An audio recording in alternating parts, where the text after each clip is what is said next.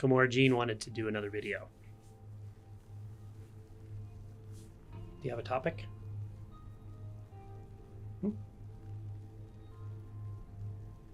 I guess her topic is presence.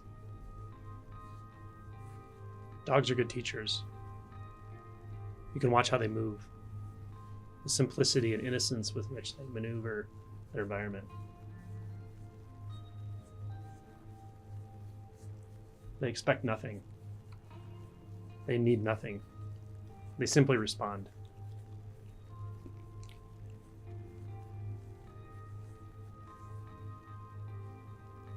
I think Eckhart Tolle said, I've known a lot of Zen masters and all of them are cats.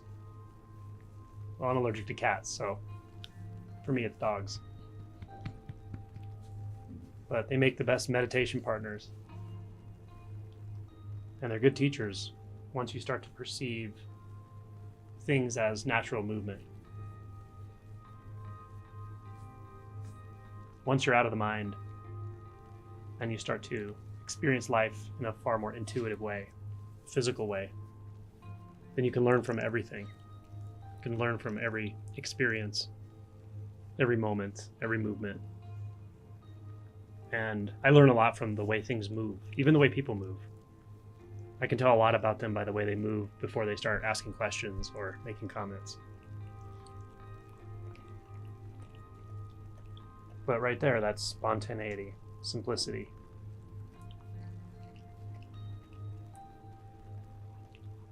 Just feel.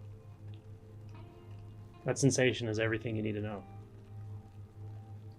Subtract the dog, subtract the hand.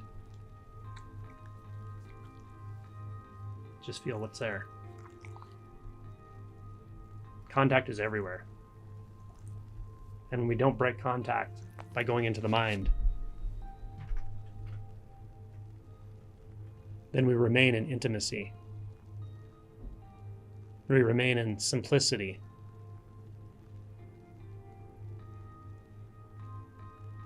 When we move deeply into the contact, that can be any contact. Contact of your foot on the floor. The infinite contact of sound. It's so clear it doesn't need anything physical to find the contact point. Then we can just go deeper and deeper and deeper. Because there's no distance, no form, the depth is unfathomable, endless, infinite. So infinity is right in front of your face. Infinity is one sound, even one thought, when you don't grasp, when you don't push or pull on the thought, but just feel. Feel what thinking is, feel what it's made of. Let your attention merge with the thought stuff.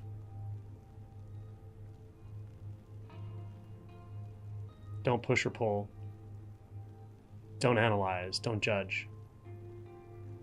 Just fully inhabit the thinking space, which is the I space, which is pure knowing. And that knowing is not grasping anything. And when it doesn't grasp, it doesn't have limits. It doesn't turn into a polarized experience of the thinker and the thought. It's just pure knowingness. So trust the flow of life. Whatever happens, it's already the right experience, the right happening. It's waking you up. It's pulling you deeper and deeper into presence.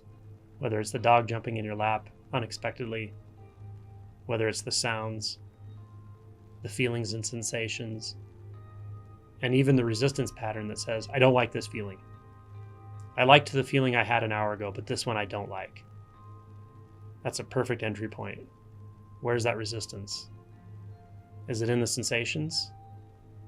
Can you find it in the sensations themselves? If not, look in the thoughts. When you see that the thoughts are just made out of consciousness, and you inhabit that consciousness, Do you find the resistance there? If you can't find it there, try to look between. Can you find a space between thought or consciousness and sensation? Or do you just find another sensation? And start again. Feel into that sensation deeply, fully. Is there any resistance intrinsic to the sensation? Or is it a belief, an interpretation? And if it is, follow the money. Where does that interpretation reside? The closer you get to the thought itself that says, I don't like this, or I need to fix this, the less it looks like anything. The more it just looks like, feels like, and is experienced as consciousness. So just rest there. This is how you investigate resistance.